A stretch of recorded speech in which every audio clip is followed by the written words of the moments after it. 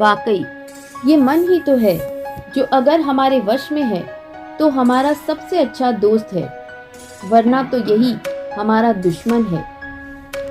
एकांत क्या है? लोग अक्सर एकांत और अकेलेपन को एक मान लेते हैं, जबकि ये दोनों अलग हैं। आप हजारों लोगों की भीड़ में अकेला महसूस कर सकते हैं। आप अपनों के बीच भी अकेला महसूस कर सकते हैं, परंतु एकांत आपको तभी महसूस होगा जब आप शांत हो, खुद को तलाश रहे हो। हम अक्सर यही गलती करते हैं कि एकांत के लाभ को अकेलेपन में ढूंढने लग जाते हैं। एकांत का मतलब अकेले रहना नहीं है। एकांत का अर्थ है खुद के साथ रहना, शांत रहना, भीतर की ओर रहना। एकांत शक्ति देता है, स्वास्थ्य देता है, विनम्रता देता है, लोगों के प्रति दया भाव देता है और अकेलेपन में ये सब कुछ छीन जाता है। किताबें मन का भोजन है, जिसे जितना खाया जाए भूख बढ़ती ही जाती है। किताबें पढ़ना एक बहुत अच्छी आदत है। ये हमारी सबसे अच्छी दोस्त है। फूल कितना भी सुंदर हो, तारीफ खुशबू से होती है। इंसान कितना भी बड़ा हो, कद्र उसके गुणों से होती है।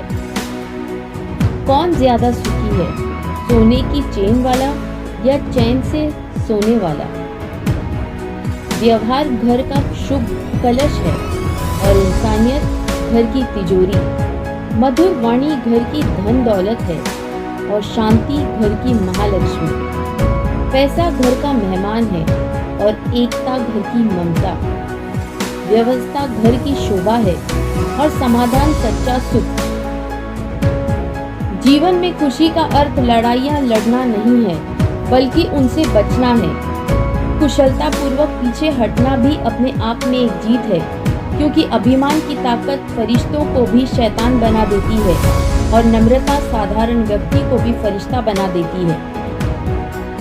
मनुष्य की चाल धन से भी बदलती है और धर्म से भी बदलती है। जब धन संपन्न होता है तो अकड़ कर चलता है और जब धन संपन्न होता है तो विनम्र होकर चलता है।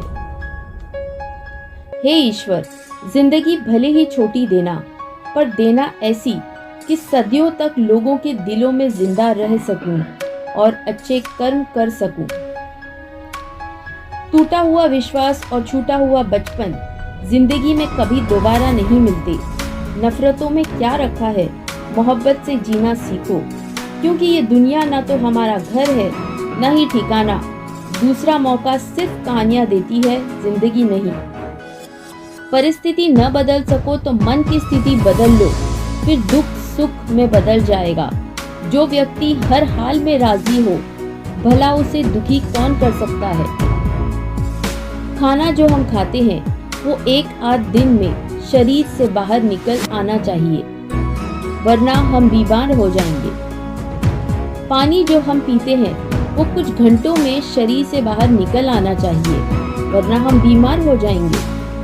सांस जो हम लेते हैं वो कुछ ही क्षणों में शरीर से बाहर निकल आनी चाहिए, वरना तो हम मर ही जाएंगे। तो फिर हम क्यों घृणा, गुस्सा, अहंकार, ईर्ष्या ऐसी नकारात्मक बातों को दिनों, महीनों, सालों तक अपने भीतर रखते हैं?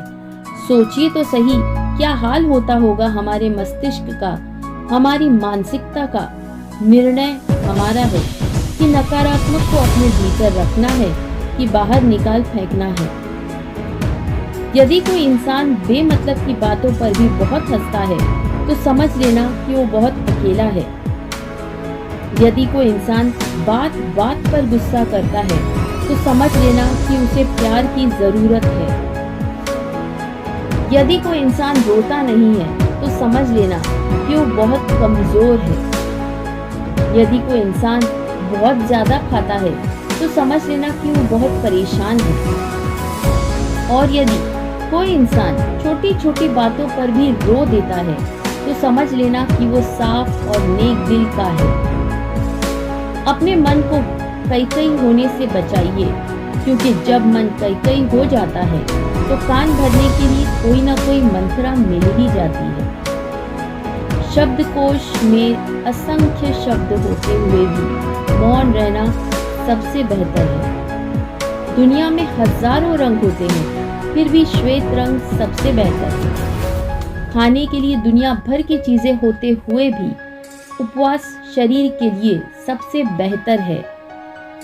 देखने के लिए दुनिया में इतना कुछ होते हुए भी बंद आंखों से भीतर की तरह देखना सबसे बेहतर है। जीवन में हजारों लालच होते हुए भी सिद्धांतों पर चलना सबसे बेहतर है। वीडियो देखने के लिए धन्यवाद। Don't forget to like, share and subscribe. जल्द ही मिलेंगे अगले वीडियो में।